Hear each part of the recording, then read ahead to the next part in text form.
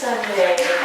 I hope that in 2 weeks you will welcome Pastor Lee. I know that he's excited to be with you. I got to spend some time with him at conference the last few days, and he and his wife are really looking forward to being here and being in ministry with you. And remember that each time you have a pastor, it's a leg of your mission. You have many missions that have been in the past, and you have a mission for your future. And each time you have a person, you kind of reevaluate that mission and move forward into new and great things. So I wish you many, many blessings as you do that. And I did hear you will be becoming part of our connection with Bethlehem instead of the connection that you had way over there with Doylestown, which was really far. So you will be joining the connection with Bethlehem once again, where you kind of belong. So I will be probably seeing some of you once in a while if you are involved in ministry connection. But I want to give Wendy a few minutes this morning.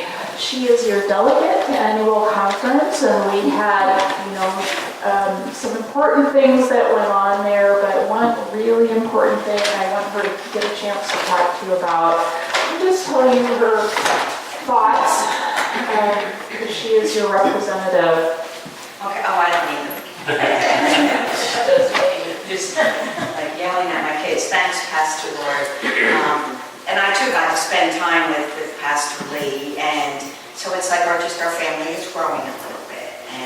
And Pastor Evelyn, who couldn't wait to retire and not have to go to this dreadful meeting, watched the whole thing live stream on the internet and kept texting me for all 3 days about what was going on. And I would, LOL, what are you doing?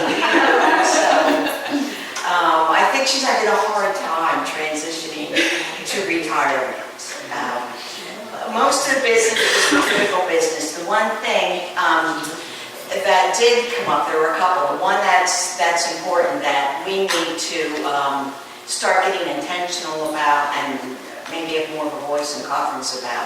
There was a resolution put forward that regardless of the way the denomination finally decides to go after their special meeting in January, or is it February of 2019, the way forward, that they allow for a gracious exit for whatever churches and pastors do not want to be part of that way forward, regardless of which way it would come out, that you would be able to leave with your church, with your building, with your assets, also with your debt. You take everything with you, with their blessing and support.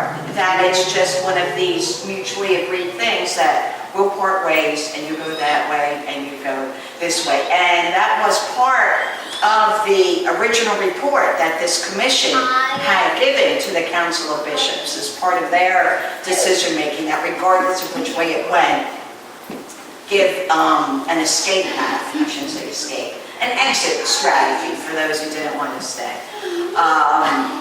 That's no longer in the recommendation from the council, so this resolution was asking the Council of Bishops to put that back in, allow churches that want to leave to do so without any repercussions for taking it. And we voted on that, and it did not pass. It was very close, but it did not pass. It was 245 in support of the resolution to 283 maybe that didn't support it. And this is where I'm coming to you as an appeal to become, that we need to become more active, because you can see there's a definite presence in the hierarchy of the conference, the positions of power, of the organization that go out and there's always extra lay delegates that go to the conference to equalize the number of representation. And over the years, it's been the folks of that a more liberal mindset have been going out to encourage those of their like-mindedness to come and be these alternate delegates to conference. And so the whole vote has kind of shifted over the years, more and more so, because they've been proactive. They haven't done anything truly sneaky. They've just wanted to have their voice, their volume increased. And us regular conference folks have let it happen to us. And we sat around a table Saturday and realized that. I was saying to folks, our incoming pastor being one of them, and Pastor Lori was sitting at our table, and you realize that by being silent, you're losing your voice at conference. So I'm going to keep an ear out with others and see if there's other ways that we can, as maybe part of the Northeast jurisdiction or another voice within our conference, also put in a recommendation to this special meeting in February that they indeed put that back in. Now, obviously, the Council of Bishops is nervous. They don't want to lose the real estate. The minute they let people go with the buildings, they're losing part of their assets. But they may find out they're losing more in spirit by not allowing that to happen. And as a matter of fact, Pastor Lee said to me, after all of this had transpired, and he couldn't vote because he's brand new or provisional or whatever. Yeah.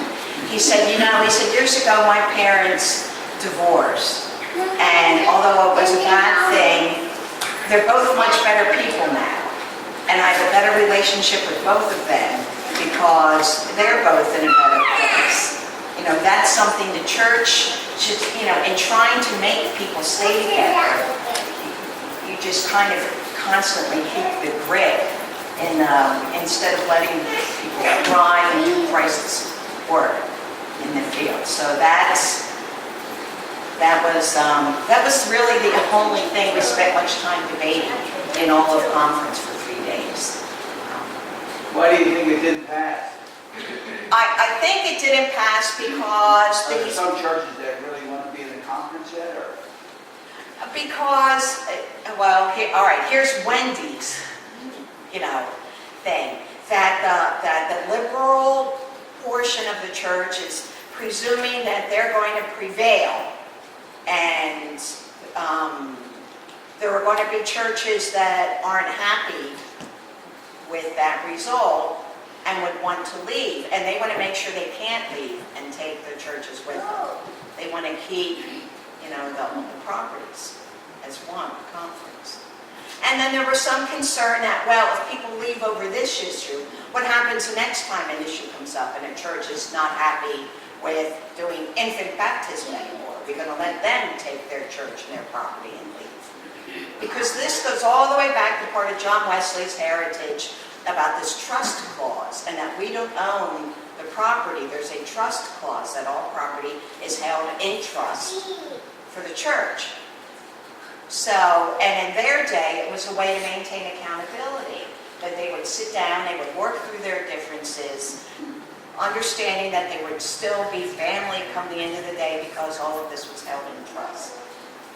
So that's kind of a bit of some of the history. Yes, just out of curiosity, let's just say, we as a congregation decided that we don't want to go this way forward, or this. What would they do with this building? I mean, honestly, look at us here. I mean, we're not like 400 people sitting in here.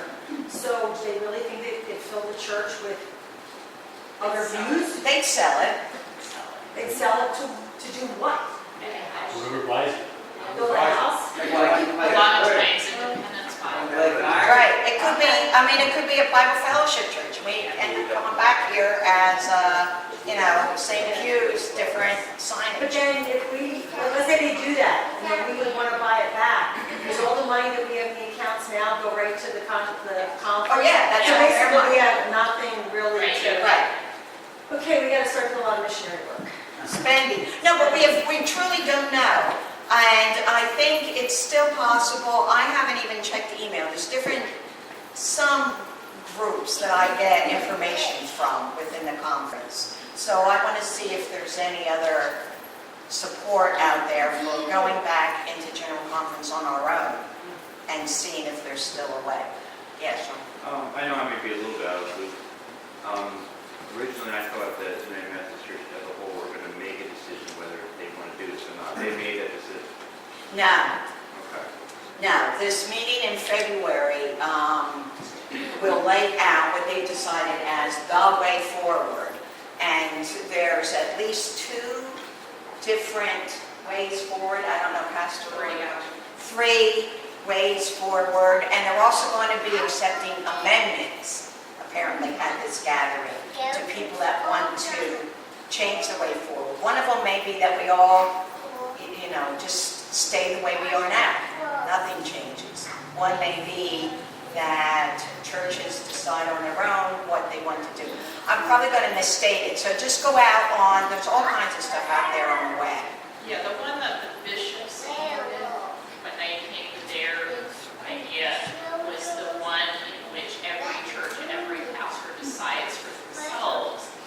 The problem, and that's why I brought it up with you, the problem with that is that most churches have split ideas on it, and it forces the local church to make one consensus decision. But there is another one that would rule all conservative, there's another one that would rule all liberal. Now, the issue too, and then there can be other amendments, as Wendy said, the issue here is that our annual conference tends to run liberal, but the general conference tends to run conservative because of Africa and Asia and the South. So there is still a good chance that general conference would roll it down completely because the way forward suggested by the bishops would take all of the language out of the discipline, and it would just become their opinion, for each person. But it still would take the language out. So I know there are going to be people coming that say, no, you cannot take that language out of the discipline. So that's really where it's lying. We don't know for sure, but I think everyone feels that it's come to a head. I doubt it's going to go just like it was. I think something will happen. And they want to make sure that either way, some people want to make sure that churches didn't get penalized for their opinion. But that's, so this isn't the final. This is our annual conference's decision, but there's still a bigger decision in general. So all of the annual conferences come and say this was our vote, but that doesn't mean that will be the final vote in February. So February is a really big thing when you'll know. And it also doesn't mean that you can't leave and, and fight, then you have a court fight or whatever you have to do, a bigger deal to leave. There have been churches who have done it, but you can buy your church, but that's a lot of money. You can buy it yourself. But you're actually paying them to keep your church rather than having the blessing of, just keep your building and use it as Maybe I'm just doing it mess. This is all over the gay marriage, gay clergy thing. The right man. Involved. Okay, thanks. This is just, been debated for years and years, and it's just come to a head. And the conferences, or the world is split on it. I just wanted to be sure that was.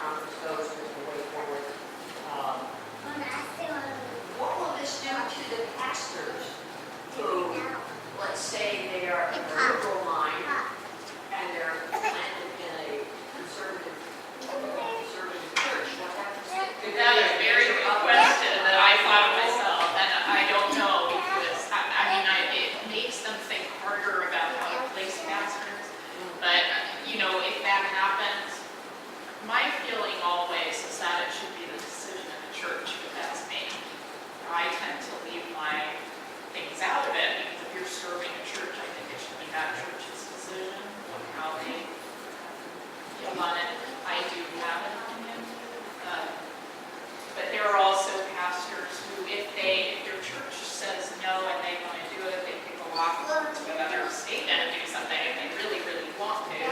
But, you know, it is going to cause yet another issue, I would think, you know. And I don't know that anyone's brought that up.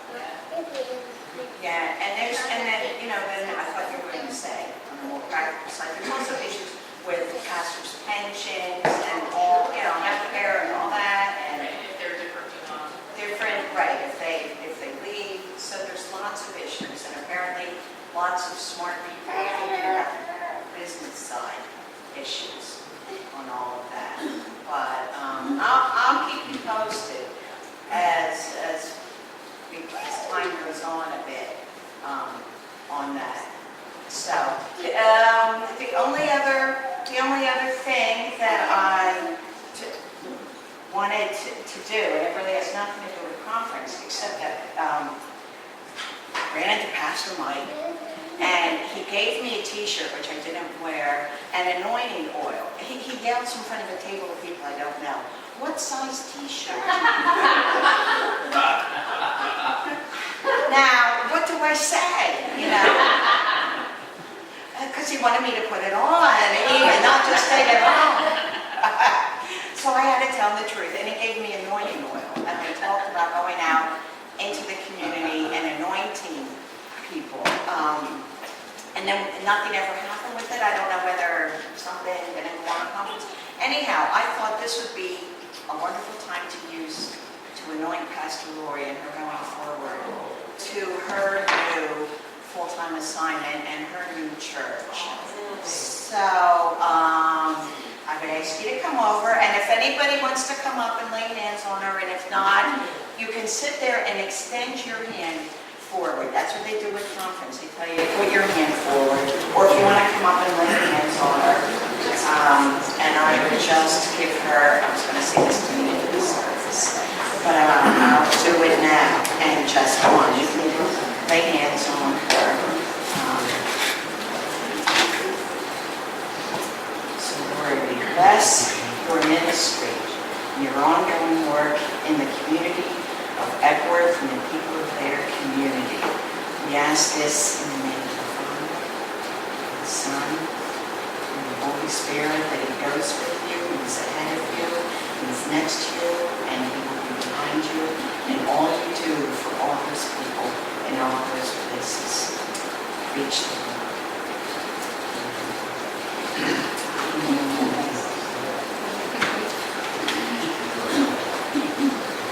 So Mike filled thousands of views on Karen's kitchen table, spilling oil,